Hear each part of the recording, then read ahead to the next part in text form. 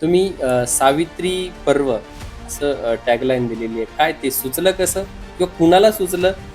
मी आता अनेक महिन्यांपासून म्हटलं तर प्रचार म्हणून अनेक हं. महिन्यांपासून करते आणि हां. काम म्हटलं तर अनेक वर्षांपासून हां, करते. हां.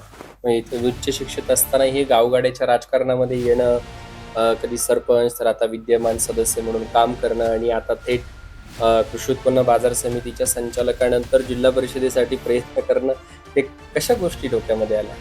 मला लिमिटेड कार्यक्षेत्र म्हणून काम करायला आवडत नाही. तुमच्या जिल्हा परिषद गटाचा विकास करण्यासाठी काय विजन ठेवलेलं आहे?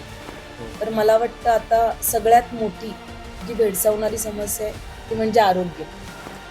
जर त्यांना नारायणगाव वारुळवाडी जिल्हा परिषद गटातल्या मतदारांनी जिल्हा परिषदेमध्ये जाण्याची संधी दिली, तर तुमच्या शिक्षणाचा, तुमच्या राजकीय अनुभवाचा मतदारसंघासाठी कसा फायदा होऊ शकतो? हं. पण नुसतंच डिग्री घेतलं म्हणजे शिक्षण नसतं.